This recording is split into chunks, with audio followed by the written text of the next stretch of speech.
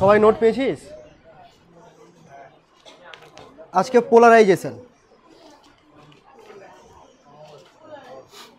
আলোর সমবর্তন বা পোলারাইজেশন, খুব সিম্পল জিনিস, ডেফিনেশন ছাড়া এর মধ্যে কিছু নেই, কোনো থিওরি পার্ট নেই।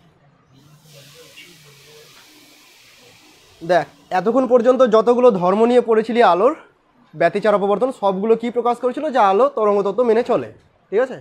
কিন্তু তরঙ্গ তত্ত্বের মধ্যে কোন ধর্মটা মেনে চলে? তির্যক তরঙ্গ নাকি অনুদৈর্ঘ্য তরঙ্গ?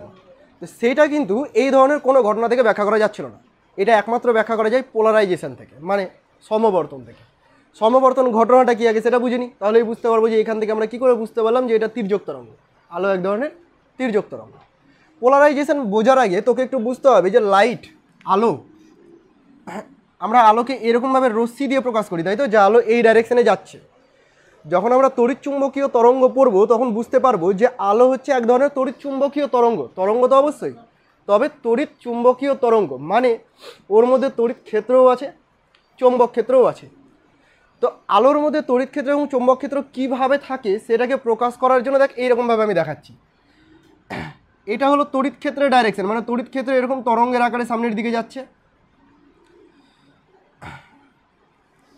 মনে করে এটা এক্স অ্যাক্সিস, ওয়াই অ্যাক্সিস, আর একটা অ্যাক্সিস আছে, এটা হচ্ছে জেড অ্যাক্সিস। বুঝতে পারছিস? থ্রি ডাইমেনশনালি বোঝাতে চাইছি আমি। জেড অ্যাক্সিসটা এইভাবে এখান থেকে বেরিয়ে আছে, পারপেন্ডিকুলার হয়ে আছে। যদি এটা তড়িৎ ক্ষেত্রকে প্রকাশ করে, তড়িৎ ক্ষেত্রকে যদি এটা প্রকাশ করে, তাহলে চৌম্বক ক্ষেত্রকে প্রকাশ করার জন্য যে তরঙ্গটা হবে সেই তরঙ্গটা এই রকম হবে। বুঝতে পারলাম না কেমন?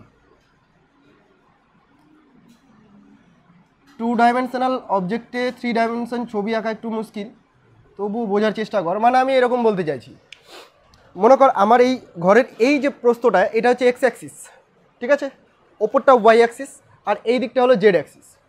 যেটা আমি তড়িৎ ক্ষেত্র দেখাতে চেয়েছি, দেখ এক্স ওয়াই তলে আছে, মানে তরঙ্গটা এইরকমভাবে যাচ্ছে। বুঝতে পারলি? আর যেটা আমি ম্যাগনেটিক ফিল্ড, চৌম্বক ক্ষেত্র দেখাতে চেয়েছি, ম্যাগনেটিক ফিল্ডকে বি দিয়ে প্রকাশ করা হয়, চৌম্বকগত চ্যাপ্টার আসবে তখন আমরা বুঝবো, বি দিয়ে প্রকাশ করা হয়। এইটা কোন তলে আছে? দেখ এইটা আছে হচ্ছে এক্স জেড তলে। বুঝতে পারছিস কি? এটা কিভাবে যাচ্ছে? এই তরঙ্গটা এই রকমভাবে যাচ্ছে, একটা এইরকম ওপর নিচে যাচ্ছে আর একটা এইভাবে যাচ্ছে। তো আমি যদি এটাকে সিম্পল ডায়াগ্রাম আকারে দেখাতে চাই এরকম তরঙ্গ না এঁকে, তাহলে এইভাবে বোঝাবো যে এইটা হচ্ছে তড়িৎ ক্ষেত্রের ডাইরেকশন, এটা হলো তড়িৎ ক্ষেত্রের ডাইরেকশন, মানে তরঙ্গ এরকমভাবে যাচ্ছে, ঠিক আছে। আর একটা চৌম্বক ক্ষেত্রে এইভাবে যাচ্ছে, তাই তো। তো চৌম্বক ক্ষেত্রের ডাইরেকশনটাকে বোঝানোর জন্য আমি এই রকম চিহ্ন দিয়ে দেবো। এখানে অ্যাকচুয়ালি এইভাবে তীর চিহ্ন দেওয়া উচিত ছিল, তো বইয়ের নোটেশন অনুযায়ী তীর চিহ্ন না দিয়ে এইভাবে ডট দিয়ে দেয়। তো এই ডট যখনই দিয়ে দিবে তুই বুঝে নিবি ডাইরেকশনটা বোঝাতে চাইছে ওই প্লেনের সাথে পারপেন্ডিকুলার। বুঝতে কি পেরেছিস? এইভাবে আমরা আলোকে প্রকাশ করব তড়িৎ চুম্বকীয় তরঙ্গ চ্যাপ্টারে। ক্লিয়ার এতটুকু? তড়িৎ চুম্বকীয় তরঙ্গ চ্যাপ্টারে আমরা এইভাবে আলোকে প্রকাশ করব। কী হয় এই জায়গাটায় বলতো? এখানে এই যে তড়িৎ ক্ষেত্রটা এটা চুম্বক ক্ষেত্রকে উৎপন্ন করে এবং চৌম্বক ক্ষেত্র তড়িৎ ক্ষেত্রকে উৎপন্ন করে। এগুলো ডিটেলস এখন আমরা পড়িনি, চ্যাপ্টার আসবে তখন আমরা পড়বো। শুধু এইটুকু জেনে রাখ যে ভ্যারিং ইলেকট্রিক ফিল্ড মানে পরিবর্তনশীল তড়িৎ ক্ষেত্র এটা চৌম্বক ক্ষেত্রকে উৎপন্ন করতে পারে, ঠিক আছে। এবং পরিবর্তনশীল চৌম্বক ক্ষেত্র আবার তড়িৎ ক্ষেত্রকে উৎপন্ন করতে পারে, মানে এরা নিজেরা একে অপরকে উৎপন্ন করতে করতে সামনের দিকে প্রোগ্রেস করছে, ঠিক আছে। এটাই হচ্ছে আলোক তরঙ্গ। আমি তো এখানে জাস্ট একটা সিম্পল ডায়াগ্রাম দেখালাম, মানে একটা সিম্পল কেস দেখালাম যে তড়িৎ ক্ষেত্রের ডাইরেকশন এটা এবং তার সাথে পারপেন্ডিকুলার ডাইরেকশনে আছে চৌম্বক ক্ষেত্র। এটা একটা সিম্পল ডায়াগ্রাম। তড়িৎ ক্ষেত্র যে সবসময় এই ডাইরেকশনেই হবে তা না, একটা আলোক রশ্মির সাথে তড়িৎ ক্ষেত্র বিভিন্ন ডাইরেকশনে আছে, এদিকেও থাকতে পারে, এদিকেও থাকতে পারে, এদিকে যে কোনো ডাইরেকশনে থাকতে পারে তড়িৎ ক্ষেত্র। প্রচুর তড়িৎ ক্ষেত্রের কম্পোনেন্ট আছে, বুঝতে পারছিস? এবার যতগুলো তড়িৎ ক্ষেত্রের কম্পোনেন্ট আছে করসপন্ডিং তাদের পারপেন্ডিকুলারলি ম্যাগনেটিক কম্পোনেন্ট আছে। যেমন এটা যদি একটা তড়িৎ ক্ষেত্র হয় তাহলে তার পারপেন্ডিকুলার হিসাবে এইরকমভাবে একটা আছে, এটা যদি একটা তড়িৎ ক্ষেত্র হয় তাহলে তার পারপেন্ডিকুলার হিসাবে এইরকমভাবে একটা ম্যাগনেটিক ফিল্ড আছে। আমি জাস্ট একটা তড়িৎ ক্ষেত্র এবং তার করসপন্ডিং একটা ম্যাগনেটিক ফিল্ডকে দেখেছি, বুঝতে পারছিস ব্যাপারটা? তাহলে একটা রে, এই যে রেটা সামনের দিকে চলে যাচ্ছে এর সাথে তড়িৎ ক্ষেত্রের ডাইরেকশন শুধু এই দিকে নেই, বিভিন্ন দিকে তড়িৎ ক্ষেত্রের ডাইরেকশন আছে। এবার যত দিকে তুই তড়িৎ ক্ষেত্রের ডাইরেকশন দেখবি তাদের পারপেন্ডিকুলার ডাইরেকশন আবার ম্যাগনেটিক ফিল্ডও আছে। তো ওইভাবে তো হিজিবিজি আঁকা যাবে না। তো ওইটাকে আঁকার জন্য কি করা হয়, সম্পূর্ণ তড়িৎ ক্ষেত্রের ডাইরেকশনের একটা কম্পোনেন্ট নিয়ে নেওয়া হয় এবং সেই কম্পোনেন্টটাকে আমি অ্যালং ওয়াই অ্যাক্সিস ধরে নিচ্ছি, ঠিক আছে। এবং যতগুলো ম্যাগনেটিক ফিল্ড আছে তাদের কম্পোনেন্টের একটা ডাইরেকশন নিয়ে নিচ্ছি এবং সেটাকে আমি জেড অ্যাক্সিস ধরে নিচ্ছি এইরকমভাবে, ঠিক আছে। এইভাবে পুরো সিস্টেমটাকে একবারে প্রকাশ করানো হচ্ছে। ক্লিয়ার হলো এতটুকু আলোক তরঙ্গ ব্যাপারটা কি? এবার দেখ, সমবর্তন হচ্ছে আমি যদি এখানে একটা এমন কেলাস ব্যবহার করি, কেলাসে পড়ে যাচ্ছে, আমি এমন একটা ছিদ্র ব্যবহার করছি, মনে কর এরকম ধরনের সাধারণত কেলাসটা হয়, ছিদ্রটার এই জায়গাটায় একটা সরলরৈখিক ছিদ্র আছে এবং এটা কিভাবে আছে, আলো এদিকে যাচ্ছে, এই যে প্লেনটা দেখতে পাচ্ছিস আমার হাতের প্লেনের সাথে যদি কল্পনা করিস তাহলে আলোর সাথে এরকম পারপেন্ডিকুলার আছে, বুঝতে পারছিস ব্যাপারটা? মনে কর এই নোটটাকেই মনে কর হচ্ছে এই কেলাসটা, তাহলে এখান থেকে একটা ছিদ্র দেওয়া আছে, এই ছিদ্রটা এই রকমভাবে আছে, এই লাইটের ডাইরেকশনের সাথে এইভাবে আছে, বুঝতে পারছিস এতটুকু? এবার দেখ, লাইটের ডাইরেকশনের সাথে যদি এরকমভাবে থাকে তাহলে যতগুলো কম্পোনেন্ট আছে তার মধ্যে শুধুমাত্র এই ইলেকট্রিক ফিল্ডের যে কম্পোনেন্টটা সেটাই শুধুমাত্র এই ছিদ্রের মধ্য দিয়ে পাস করতে পারবে, বাকিগুলো আর পাস করতে পারবে না। বুঝতে কি পারছিস ছবিটা? 2 ডাইমেনশনাল হচ্ছে, তবুও কষ্ট করে একটু বোঝার চেষ্টা কর।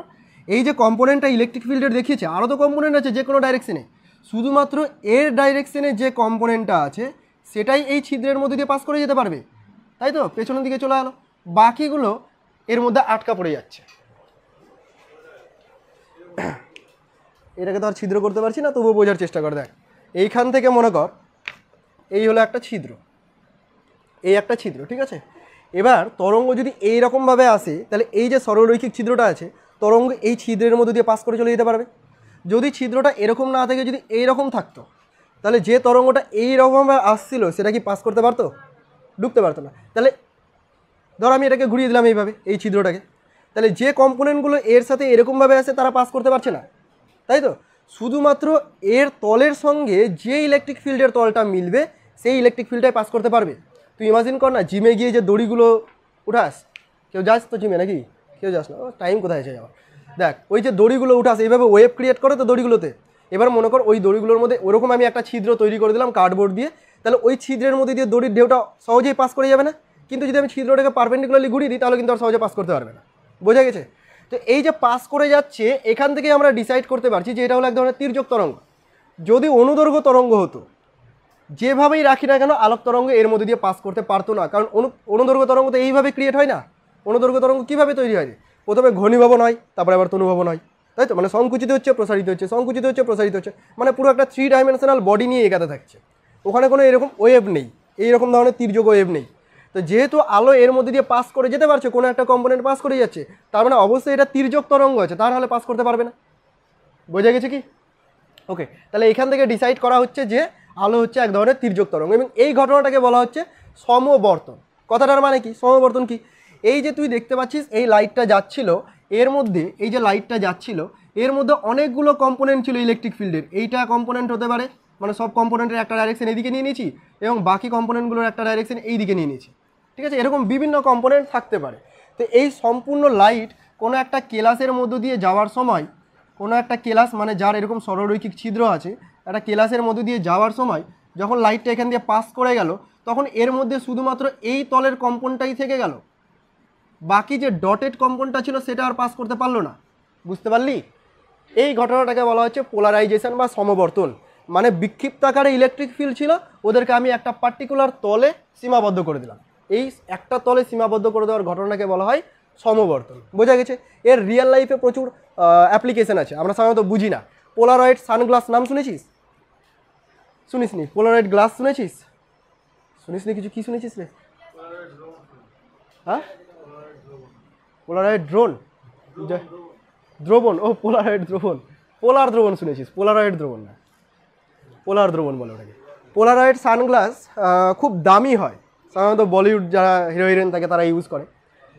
এই সানগ্লাসগুলো কী কাজ করে বলতো?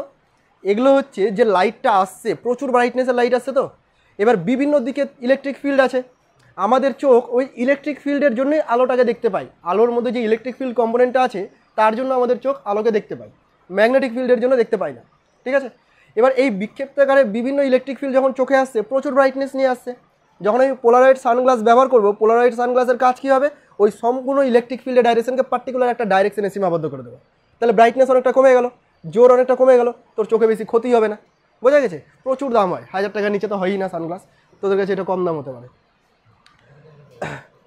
তাহলে পোলারাইজেশন ঘটনা বুঝতে পারলি? পোলারাইজেশন হচ্ছে বিভিন্ন তলে বিক্ষিপ্ত আকারে যে ইলেকট্রিক ফিল্ড আছে আলোক তরঙ্গের মধ্যে, তাদেরকে একটা পার্টিকুলার ডাইরেকশনে বা পার্টিকুলার তলে সীমাবদ্ধ করার ঘটনা। এই যে দেখ, যে তলে ইলেকট্রিক ফিল্ডটা সীমাবদ্ধ হয়ে গেল সেই তলটার নাম আমি দিয়ে দিচ্ছি এক্স ওয়াই। মনে কর এক্স ওয়াই তলে সীমাবদ্ধ হয়ে গেল, এই তলটাকে বলা হবে কম্পন তল, মানে যে তলে কম্পিত হচ্ছে তাকে বলবো আমরা কম্পন তল। এবং কম্পন তলের সাথে যে পারপেন্ডিকুলার ডাইরেকশনে যে তলটা থাকবে, এক্সজেড পারপেন্ডিকুলার ডাইরেকশনে যে তলটা থাকবে তাকে বলবো আমরা সমবর্তন তল। বুঝলাম না? বুঝলাম না। দেখ, ইলেকট্রিক ফিল্ড এইভাবে আসছিল, এইভাবেও আসছিল, বিভিন্ন তলে আসছিল। এবার এই কেলাসের মধ্যে দিয়ে পাস করার ফলে এই কম্পোনেন্টটা বাদ হয়ে গেল, শুধুমাত্র এই কম্পোনেন্টটা থাকলো।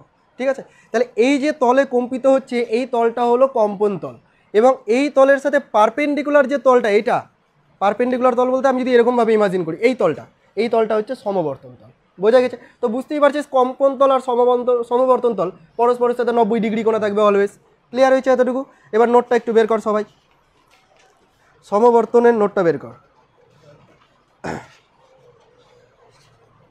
দেখ, আলোর সমবর্তন কাকে বলে বলে দিলাম। আলোর সমবর্তন থেকে তির্যক তরঙ্গ, এটা প্রমাণ করা যায়, ব্যাখ্যা করা যায়। আচ্ছা, আমি যে এতক্ষণ পর্যন্ত এই সরলরৈখিক ছিদ্রটা নিচ্ছিলাম, এই ছিদ্রটার কোনো প্রয়োজন পড়ে না। এক ধরনের কেলাস আছে যে কেলাসের মধ্য দিয়ে শুধুমাত্র এই লাইনের মধ্য দিয়ে আলো পাস করে। কার্ডবোর্ডে আমার এরকম করে ছিদ্র করার কোনো প্রয়োজন নেই।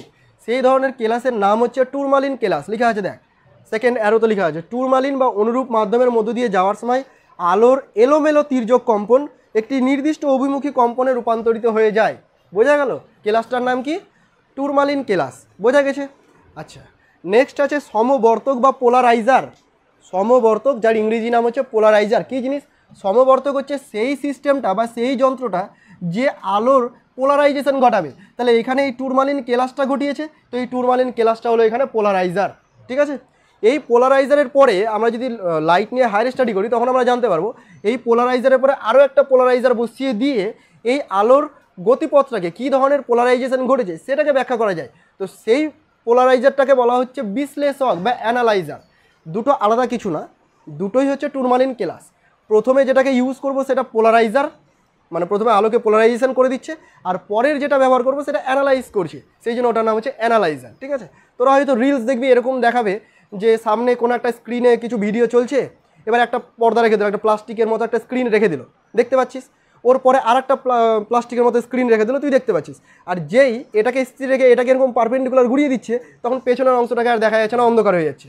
এটাই হচ্ছে, এই সামনেরটা হচ্ছে পোলারাইজার, মানে লাইটকে পোলারাইজেশন ঘটালো, আর পরেরটা হচ্ছে অ্যানালাইজার। অ্যানালাইজার আর পোলারাইজার যদি একই তলে থাকে তাহলে ইলেকট্রিক ফিল্ড পাস করতে পারবে, তুই আলোটাকে দেখতে পাচ্ছিস। কিন্তু যখনই আমি এই ছিদ্রটাকে এরকম ঘুরিয়ে দিচ্ছি তখন তো এই তির্যক তরঙ্গ বাধা পেয়ে গেল, শুধুমাত্র এই তলে যেটা ছিল ওটা আর যেতে পারছে না বলে তুই বাইরে আর দেখতে পাচ্ছিস না। এরকম ধরনের রিলস দেখবি ইউটিউবে প্রচুর আসে। তো সমবর্তক আর বিশ্লেষক জিনিসটা বুঝতে পারলি তো? তারপরে সমবর্তন তল আর কম্পন তল আমি তোদেরকে বলেই দিলাম। সমবর্তিত আলো কাকে বলে? একটু আগেই তোদেরকে বললাম যে একটা আলোক তরঙ্গের মধ্যে বিভিন্ন দিকে ইলেকট্রিক ফিল্ডের ডাইরেকশন থাকে। যখনই কোনো একটা পোলারাইজারের মধ্য দিয়ে পাস করবে, যখনই কোনো এটা একটা পোলারাইজারের মধ্য দিয়ে পাস করে যাবে, তখনই ইলেকট্রিক ফিল্ডের ডাইরেকশন একটা পার্টিকুলার ডাইরেকশনেই সীমাবদ্ধ হয়ে যাবে। তাই তো রে? একটা পার্টিকুলার ডাইরেকশনে সীমাবদ্ধ হয়ে যাবে। এই যে পার্টিকুলার ডাইরেকশনে সীমাবদ্ধ যে আলোটা, এই আলোটাকে বলা হচ্ছে সমবর্তিত আলো। কী বলা হচ্ছে এটাকে? সমবর্তিত আলো।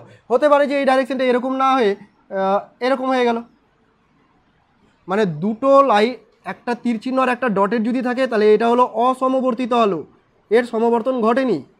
বোঝা গেল? আর যখনই একটা ডাইরেকশন প্রকাশ করবে, সেটা হতে পারে এই ডাইরেকশন, হতে পারে এই ডাইরেকশন, তখন সেটা হয়ে যাবে সমবর্তিত আলো। বোঝা গেল? কর্তিত না, বর্তিত, সমবর্তিত আলো। এবার দেখ, এই সমবর্তিত আলোর মধ্যে যেটা তীর চিহ্ন দিয়ে প্রকাশ করব সেটা এই বোর্ডের প্লেনের সাথে থাকবে, মানে এইরকমভাবে কম্পিত হচ্ছে। আর যেটাকে আমরা ডট দিয়ে প্রকাশ করব সেটা এরকম বোর্ডের তলের সাথে পারপেন্ডিকুলারলি কম্পিত হচ্ছে। বোঝা গেছে? চিহ্ন দেখে ডিসাইড করা যাবে তো? ওকে, আচ্ছা, এবার হচ্ছে সমবর্তন কোণ। এই জায়গাটা খুব ইম্পর্ট্যান্ট, এখান থেকে তোদের ম্যাথমেটিক্যাল ক্যালকুলেশন শুরু হবে। সমবর্তন কোণ, পোলারাইজেশন অ্যাঙ্গেল, কি জিনিস এটা?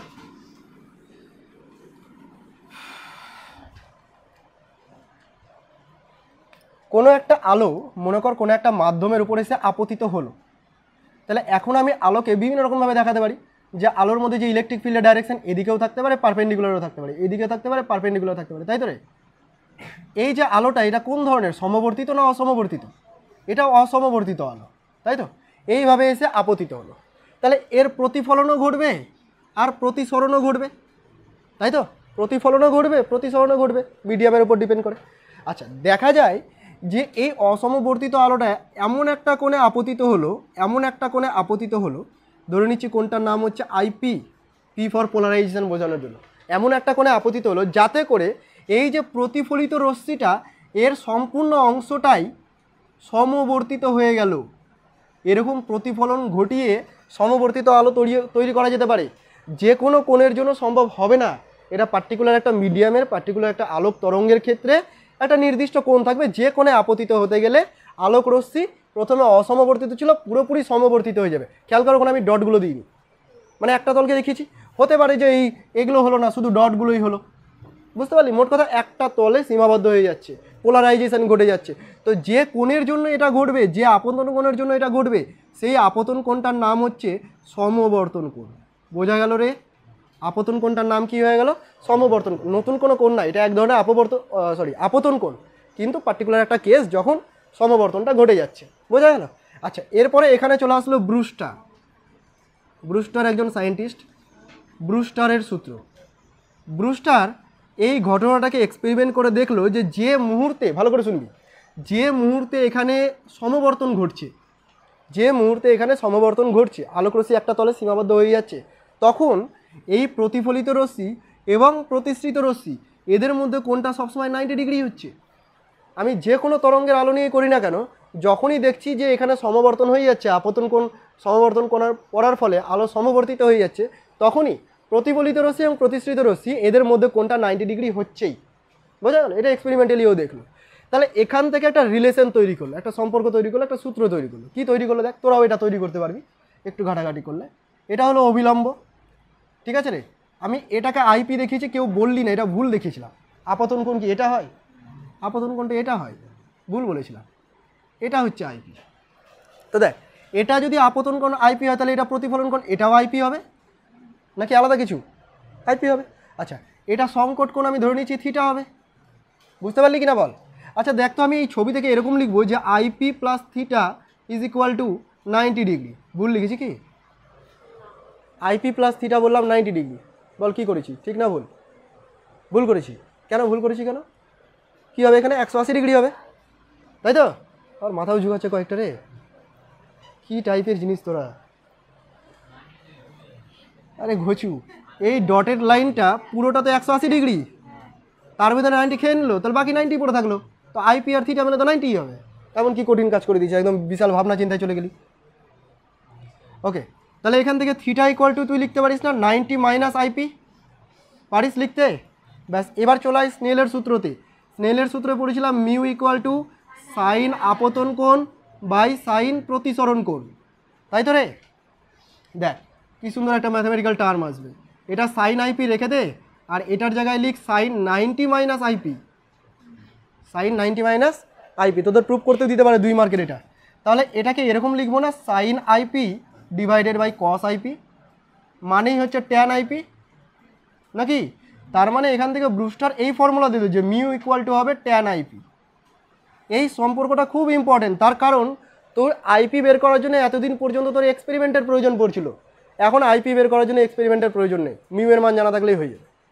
তুই যদি ওই মাধ্যমটার প্রতিসরাঙ্ক জানিস, মিউ জানিস, তাহলে এখান থেকে ক্যালকুলেট করে তুই আইপি সমবর্তন কোণ বের করে দিতে পারবি। তাহলে ব্রুস্টারের সূত্রটা কি? কোনো মাধ্যমের প্রতিসরাঙ্ক ওই মাধ্যমের সমবর্তন কোণের ট্যানজেন্টের সমান, কোনো মাধ্যমের প্রতিসরাঙ্ক ওই মাধ্যমের সমবর্তন কোণের ট্যানজেন্টের সমান। এই একটা লাইন ব্রুস্টারের সূত্র, এতটাই ইম্পর্টেন্ট। আর খুব সহজও, কিছুই করতে হবে না, শুধু ছবি এঁকে তোকে 90 ডিগ্রি অ্যাঙ্গেলটাকে দেখিয়ে দিতে হবে, তারপরে তুই স্নেলার সূত্র কাজে লাগিয়ে প্রমাণ করে দিবি mu equal two tan IP. খুব কি কঠিন? পারা যাবে এরপর থেকে? ঠিক আছে, ওকে। এরপরে যাক টার্মগুলো কী লেখা আছে। দ্বিপ্রতিসরণ বা দ্বৈত প্রতিসরণ। দ্বিপ্রতিসরণ নামটাকে ভাঙ, প্রতিসরণ দ্বি মানে 2 রকম হচ্ছে, তাই তো? ব্যাপারটা এরকম দেখ, কিছু কেলাস আছে, আমি একটা কেলাস আঁকছি, একটু 3 ডাইমেনশনাল করার চেষ্টা করি।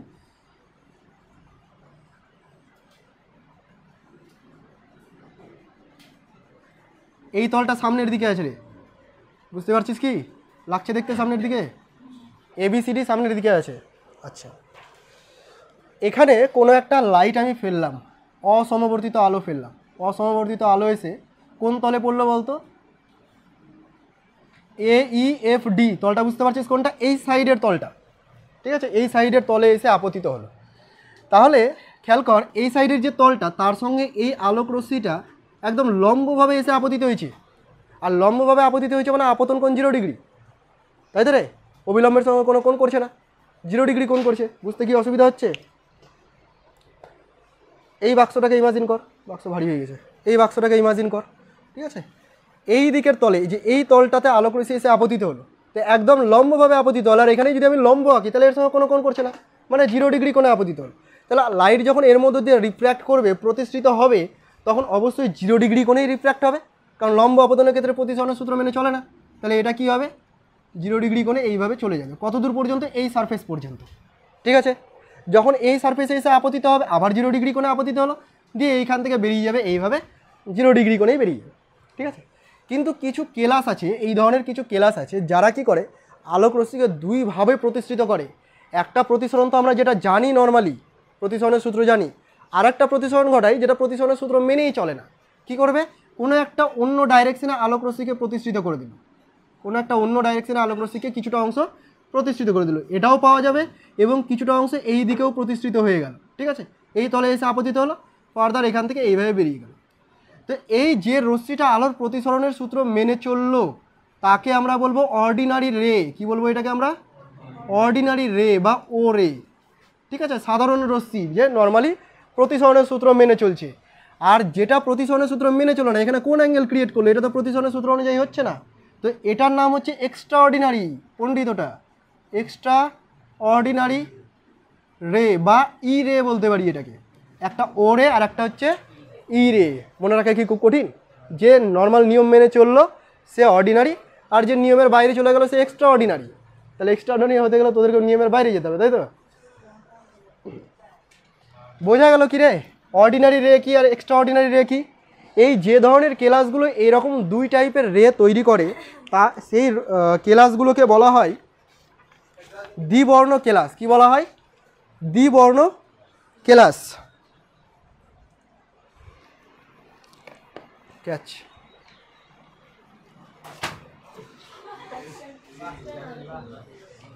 হয় মাঝে মাঝে হয় ওরকম, নাকি রে আকাশ?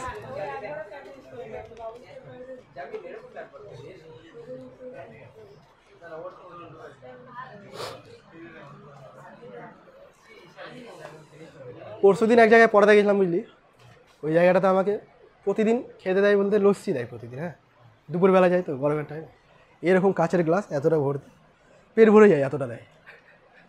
আর দইও বিশাল দেয়, মনে হচ্ছে দই খাচ্ছি, লস্যি খাচ্ছি না। কোথা থেকে যে পাই কে জানে। ডেলি রুটিন ওটা, ঠিক আছে। এবার আমি কী করি, অর্ধেক পড়াই, তারপরে পড়তে দিয়ে দিই, দিয়ে ওইটুকুটা খাই আগে, তারপরে আবার বাকি অর্ধেক পড়াই। সেদিনও তাই করেছি। লস্যিটা ঠান্ডা প্রচুর, গরম নেই। খেলাম, নিচে একটা কাজু পড়ে আছে, নিচে একটা কাজু পড়ে আছে লস্যির ভেতরে। হ্যাঁ, তো আমি ওটাকে দুলাচ্ছি যাতে কাজুটা উপরে আসে, ওটাই আগে খাবো। কিছুক্ষণ দুলালাম, বুঝলি, দুবার খেয়েছি, দিয়ে এইভাবে দুলাচ্ছি দুলাচ্ছি দুলাচ্ছি, হঠাৎ করে নিচটুকু খুলে পড়ে গেল। বুঝতে পারলাম না কেন। গরম থাকতে গেলে কাছের নিচটা ভেঙে যায়, তাই না রে?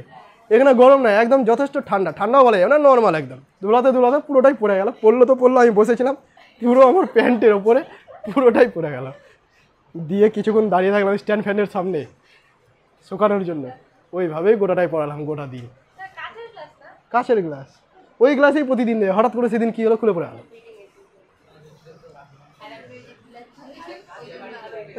এমন তো রাবণের মতো দুলাইনি, জাস্ট এইভাবে হালকা করে দুলেছে, তারপর দুবার জাস্ট পুরো একদম মাঝখানটা খুলে পড়ে গেলাম, থেকে গেলাম।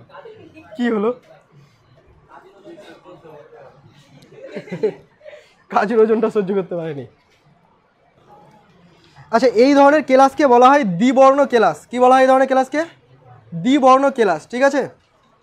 এই সব কেলাসের, ভালো করে শুন, এই সব কেলাসের ক্ষেত্রে এমন একটা ডাইরেকশন আছে যে ডাইরেকশনে আলোকে ফেলতে গেলে দুই রকম প্রতিসরণ ঘটবে না। মনে কর সেই ডাইরেকশনটা হচ্ছে এই কর্ণ বরাবর, হতেই পারে, যে কোনো ডাইরেকশন হতে পারে। আমি যদি এই ডাইরেকশনে আলোকে ফেলি তাহলে ও রে এবং ই রে আলাদা করে পাওয়া যাবে না, কিন্তু এই লাইন ছাড়া অন্য যে কোনো লাইনে যদি ফেলি তাহলে ও রে আর ই রে পাওয়া যাবে, ঠিক আছে। তো যে রেখা বরাবর আলো ফেলতে গেলে এই ধরনের ক্লাসের ক্ষেত্রে দুই রকম প্রতিসরণ মানে দ্বি প্রতিসরণ ঘটবে না, সেই রেখাটাকে বলা হয় আলোকক্ষ। কি বলা হয় এটাকে? আলোকক্ষ। এই ক্লাসটার আলোকক্ষ হচ্ছে এইটা, এই ডাইরেকশনে ফেলার ফলে কোনো রকম প্রতিসরণ ঘটেনি আমি ধরে নিচ্ছি। এই আলোকক্ষ বিভিন্ন ক্লাসের ক্ষেত্রে বিভিন্ন রকম হতে পারে। কারো ক্ষেত্রে একটাই আলোকক্ষ হতে পারে, মানে একটা পার্টিকুলার ডাইরেকশন হতে পারে। কোনো ক্লাসের ক্ষেত্রে দুটো পার্টিকুলার ডাইরেকশনে হতে পারে। বোঝা গেছে? এটা লেখা আছে শেষ পেজে দেখ, অ্যারো সাইনের মধ্যে একটি মাত্র আলোকক্ষযুক্ত ক্লাসকে একাক্ষ ক্লাস বলা হয়, আর দুটো আলোকক্ষযুক্ত ক্লাসকে বলা হয় দ্বিঅক্ষ ক্লাস। এদের এক্সাম্পলগুলো একটুখানি মুখস্থ করে নিবি। কয়েকটা নাম দেওয়া আছে, ক্যালসাইট, কোয়ার্চ, এরা হচ্ছে একাক্ষ। আর কী আছে ওখানে? কপার সালফেট, এটা দিয়ে যেটা তৈরি সেটা দ্বিঅক্ষ ক্লাস। শুধু নামটা একটু মুখস্থ করে নিস, বোঝা গেল? আর এইরকম দুটো ডাইরেকশনে ভেঙে যাওয়ার যে ঘটনাটা, এই ঘটনাটাকে বলা হয় দ্বিরাগত্ব। কী বলা হয় এটাকে? দ্বিরাগত্ব। বোঝা গেছে কি এইটুকু? আচ্ছা, ও রশ্মি এবং ই রশ্মির গতিবেগের উপর ডিপেন্ড করে ক্লাসগুলোকে দুই ভাগে ভাগ করা হচ্ছে। একটাকে বলা হয় ধনাত্মক ক্লাস, একটাকে বলা হয় ঋণাত্মক ক্লাস। ধনাত্মক ক্লাস কাকে বলা হয়? শোন ভালো করে। কালারটা দেখছিস জাদু হয়ে গেছে, কালো হচ্ছে না, অন্যরকম কালার, ব্লু কালার দিয়ে দিছি।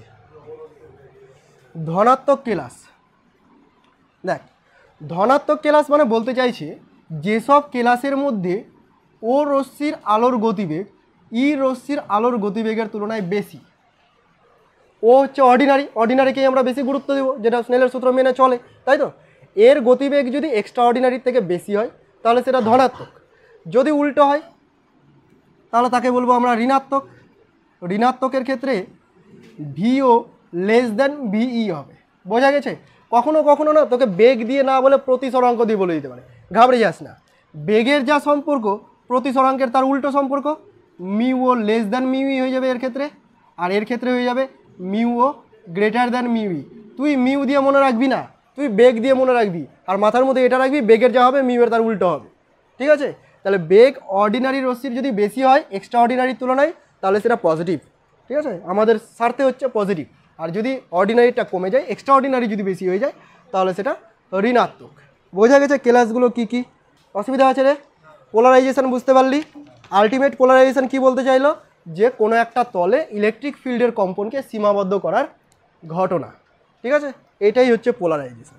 এর সম্পর্কে বেশি ডিটেলস আমাদের সিলেবাসের মধ্যে নেই। হায়ার স্টাডি করবো তখন আমরা পড়বো, পোলারাইজার পড়বো, অ্যানালাইজার পড়বো, এক্সপেরিমেন্টও করে দেখবি যদি ফিজিক্স নিয়ে পড়িস তবে। সুন্দর সুন্দর এক্সপেরিমেন্টও আছে। একটু প্রবলেমগুলো বের কর বই।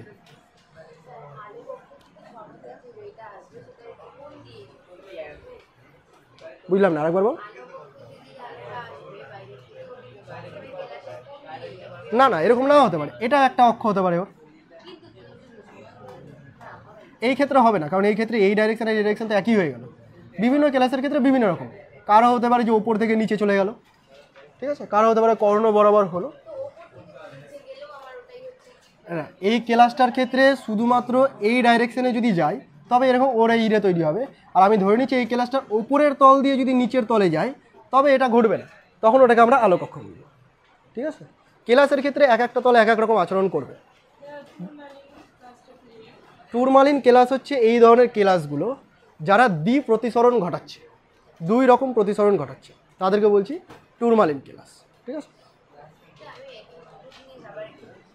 কি কি আছে বল? আচ্ছা আচ্ছা, অণুবীক্ষণ যন্ত্রের বিশ্লেষণী ক্ষমতা আর নববীক্ষণ যন্ত্রের বিশ্লেষণী ক্ষমতা।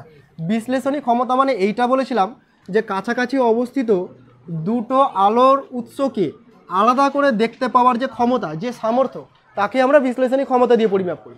এবার অণুবীক্ষণ যন্ত্র তার কাছাকাছি অবস্থিত দুটো বস্তুকে আলাদা করে দেখার একটা আলাদা ক্ষমতা আছে, নববীক্ষণের আলাদা ক্ষমতা আছে। মনে কর আমি যে অণুবীক্ষণ যন্ত্রটা ব্যবহার করছি সেটা একটা কোষের মধ্যে ফোকাস করছে। এবার কোষের মধ্যে মাইটোকন্ড্রিয়া আছে, তার পাশে এই ধরনের কী আছে, গলগি বডি আছে। এবার মাইটোকন্ড্রিয়া আর গলগি বডি এত কাছে আছে যে ওদেরকে আলাদা করে ছবিটা দেখাতে পারছে না, তাহলে ওর বিশ্লেষণী ক্ষমতা অতটা নেই যে ওদেরকে আলাদা করে দেখাবে। এবার তোর হাতে যে মাইক্রোস্কোপটা আছে সে গলগি বডির আলাদা প্রতিবিম্ব তৈরি করছে আর মাইটোকন্ড্রিয়ার আলাদা প্রতিবিম্ব তৈরি করছে, যদিও কাছে আছে। তার মানে তোর মাইক্রোস্কোপটার বিশ্লেষণী ক্ষমতা বেশি আছে, বেশি বিশ্লেষণ করে দিতে পারছে। এটা বের করার একটা ম্যাথমেটিক্যাল ফর্মুলা ছিল এইরকম, আর equal to 1/del d equal to কী ছিল, 2 μ sin θ বাই ল্যামডা, এরকম ছিল। তো এই রাশিমালাটা জাস্ট আমাকে মুখস্থ করে নিতে হবে, ডেরিভেশনে আমার যাওয়ার কোনো প্রয়োজন নেই।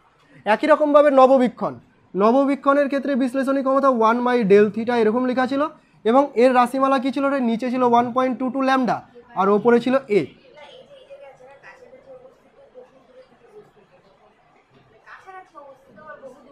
নববীক্ষণের ক্ষেত্রে আমরা দূরের বস্তুকে দেখি, তো এই বহু দূরের কথা বলছে, বহু দূরে কাছাকাছি, মানে আমার থেকে অনেক দূরে, তবে ওরা নিজেদের মধ্যে কাছাকাছি, এটা বলতে চাইছে। ক্লিয়ার হয়ে গেছে? চলো এবার প্রবলেম সেটে চলাই। প্রবলেম সেট, মনীষা বই নিয়ে নে। Problem set.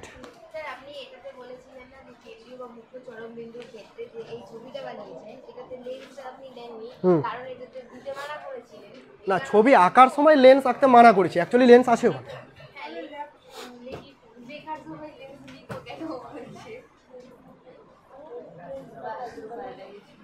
তাও ঠিক যে ওখানে কেন লিখবো, কারণ লেন্স তো ওখানে ছবি দেখাকিনি। ঠিক আছে, ওটাকে উপেক্ষা করে দিবি তোরা, কারণ ওই এটা এমার্জেন্সিতে কিনা, ওই জন্য এরকম।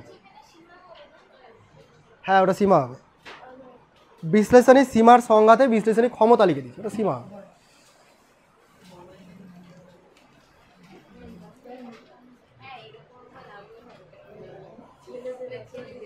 রুমাল না, এটা ওয়ান টাইপ অফ গামছা, সাইজ অনেক বড় না।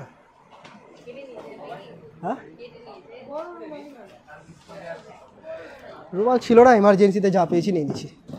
এত বড় রুমাল কেউ ব্যবহার করে?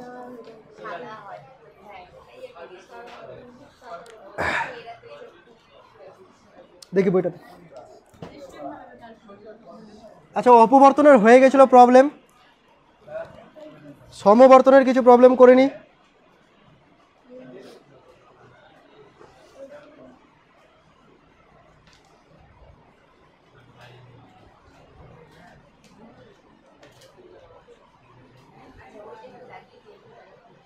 আচ্ছা দেখ, তোদের 8 নম্বরের কোশ্চেনে কি এইটা আছে একটু দেখতো, যে সমবর্তিত আলোক রশ্মিগুচ্ছ একটি সমবর্তন তলের সাথে 60 ডিগ্রি আছে।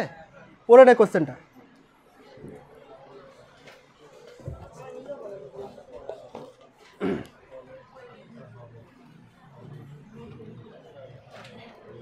বললি?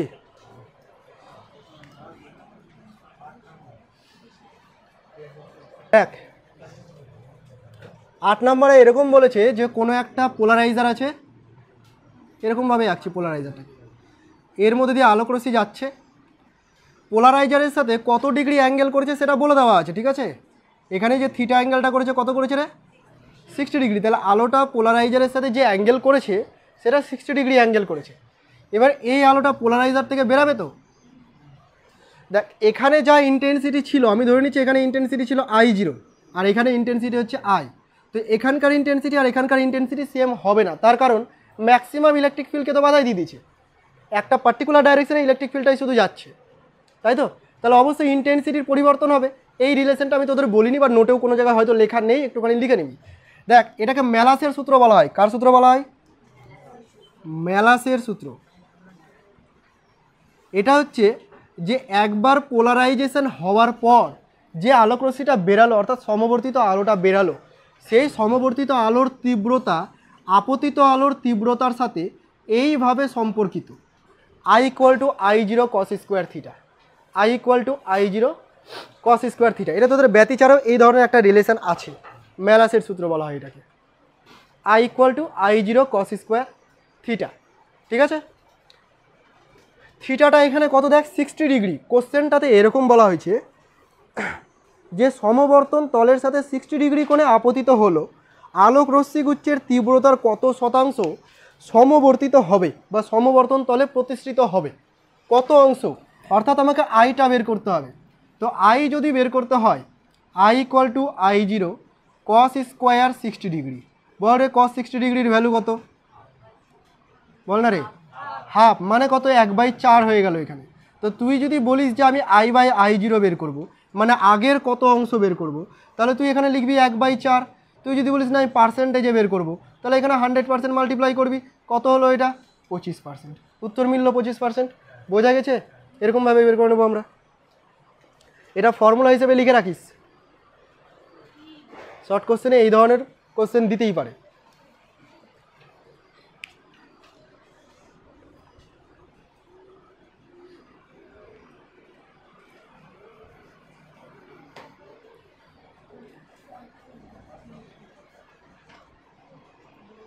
বোঝানোর সময় সব বুঝে যাস বল, লিখতে দেওয়ার সময় কিছু পারিস না। ফিজিক্স বুঝতে কঠিন না, মনে রাখতে কঠিন।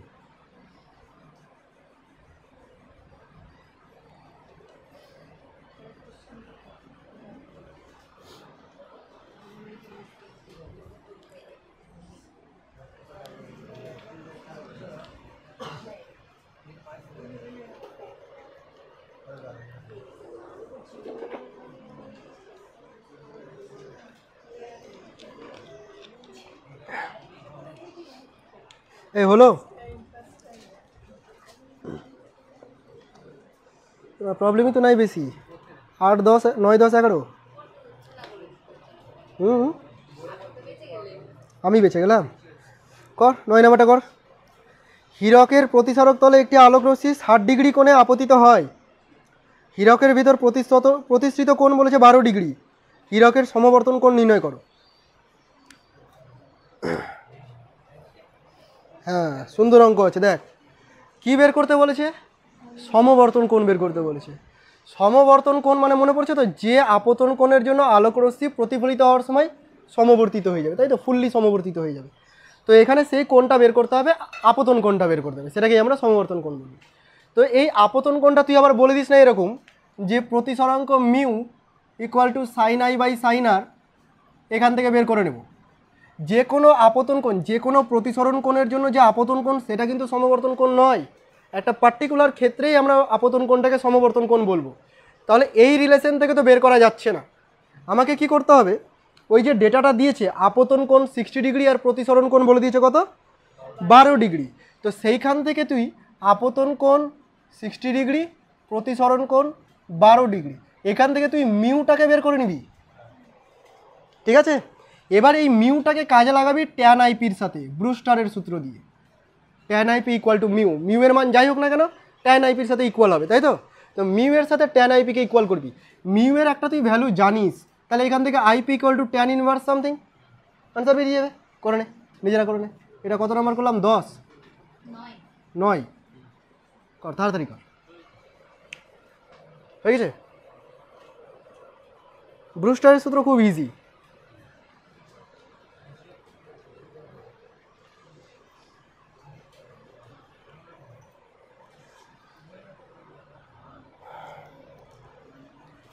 তাড়াতাড়ি কর, তাড়াতাড়ি কর।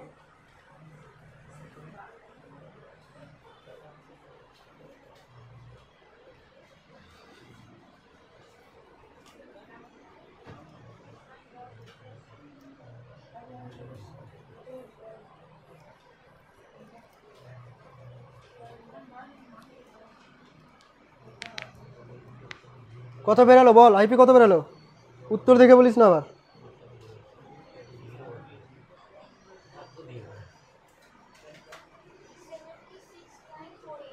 ব্যাস, বইয়ে আছে 76.5, ভুল বলেছে, ঠিকই বলেছে।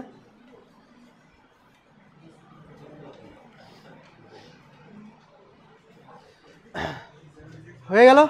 আচ্ছা দেখ, আর আমি প্রবলেম করাচ্ছি না, বাকি 2-3টা আছে, তোরা নিজেরাই পারবি এগুলো করতে। ওই tan IP equal to mu, এছাড়া কিছু নেই। শোন একটু, তোদের হটসে একটা কোশ্চেন পেতে পারিস, ওখানে বলা থাকবে ব্রুস্টারের সূত্র থেকে প্রমাণ করো যে আলোর সমবর্তনের ক্ষেত্রে প্রতিফলিত রশ্মি আর প্রতিষ্ঠিত রশ্মি এদের মধ্যবর্তী কোণ 90 ডিগ্রি। ভালো করে শুন কোশ্চেনটা কী বলছি। ব্রুস্টারের সূত্রের সাহায্যে প্রমাণ করো, বা হয়তো উল্লেখই করলো না ব্রুস্টারের সূত্র, তোকে বললো যে প্রমাণ করো আলোর সমবর্তনের ক্ষেত্রে, প্রতিফলিত রশ্মি যখন সমবর্তিত হয় তখন প্রতিফলিত রশ্মি এবং প্রতিষ্ঠিত রশ্মি এদের মধ্যবর্তী কোণটা 90 ডিগ্রি হবে, এটা তোকে প্রমাণ করতে দিবে।